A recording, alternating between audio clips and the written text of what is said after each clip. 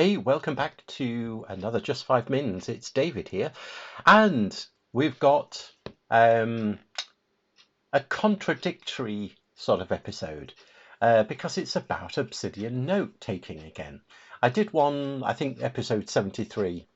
Who cares? No one's going to go back and listen to that. But anyway, I also did a weekend rant. So I'm going back on myself, but I am still sticking with OneNote for me. Yes, it uses Microsoft. Yes, it uses OneDrive, and people aren't always happy with that. But for me, it works. It's in one place, and it does, audio note taking, ink, with a stylus note taking, all the little things that I, quite like using, to be honest. But Obsidian is moving all the time, obviously, and it's growing. And I think originally when I looked at it a year, 2 years ago, I don't know when it must have just first come out, it was pretty basic and it said all the basic stuff. But the main driver has been, of course, it's your data. It's on your device, essentially, and that's where it stays. And it uses like a markdown format. I mean, it is getting a little bit more complicated now with what it can do, and there's some core plugins that they provide, as well as community ones, which we'll get onto in a second. But it has moved on. They've got the apps for all the main devices.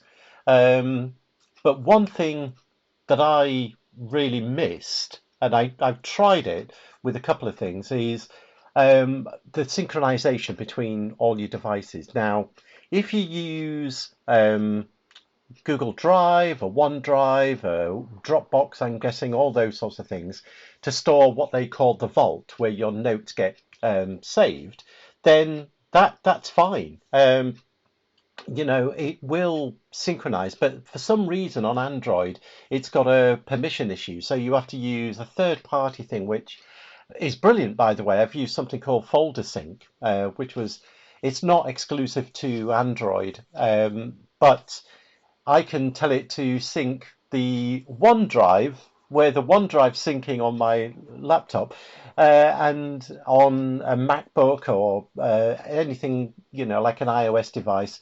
But it's just Android that has to have this folder sync.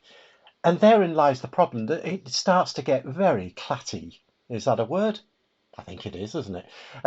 Complicated, fiddly, and you end up then dropping it. Now, I haven't dropped it, but I've revisited Obsidian because there was a recent video from a company called synthminds.ai. I think, like everything, they're an AI agency, don't you know? There's a lot of these cropping up, aren't they? But they've created something called Obsistence, which is basically an AI plugin to Obsidian. Looks really cool. The great thing is it's all open source still, and it does rely on you having like an OpenAI subscription, so it doesn't charge you for another subscription. But it does rely on you having like an LLM, like an OpenAI sort of subscription. Okay, but back to, and that's a good thing in itself. Maybe I'll do a full just 5 minutes on just that.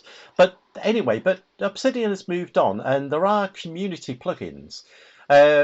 First of all, for me, some of the audio note taking I find really useful, and there is a core plugin for that.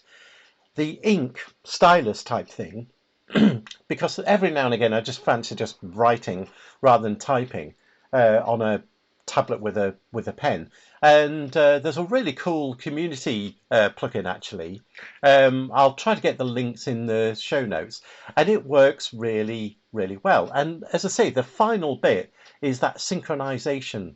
Even though you want your data, you to be owning that data on your local devices, I get that. But you do need the convenience sometimes of having it synchronized to other devices, I'm sure. But as I mentioned in that older episode, Obsidian do have a full sync capability, and it's a secure way to synchronize your Obsidian notes across any device and OS. And in fairness, for $4, I think US dollars a month, that's probably not bad for the convenience and the less fiddly setups with what I was doing. Folder sync is brilliant, by the way, and I'm sure there are lots of others out there. But I don't know. I mean, for $4 a month, seriously, if you're going to use Obsidian in a full way, I think that synchronization, just to pay that $4, have it synchronize across all the different devices. And let's not forget, it's got that lovely graph display in Obsidian. I know it's a little bit of eye candy in some ways, but visualizing your knowledge graph, like that is actually really quite clever. I wish OneNote would do that, and maybe there are plugins for that. But anyway, I've gone way over 5 minutes again. It's a revisit of Obsidian. Am I ready to move to Obsidian? Not sure yet. I've still got a lot of vested sort of stuff in OneNote that's going to take a little while for me to move if I do. But it's just another update on that, because I think it is actually going in that direction, in a really good knowledge base sort of direction. It's working across all devices, and especially with that synchronization option, it just is a bit of a no-brainer, really. So anyway, until next time, take care, and we'll catch you on the next one.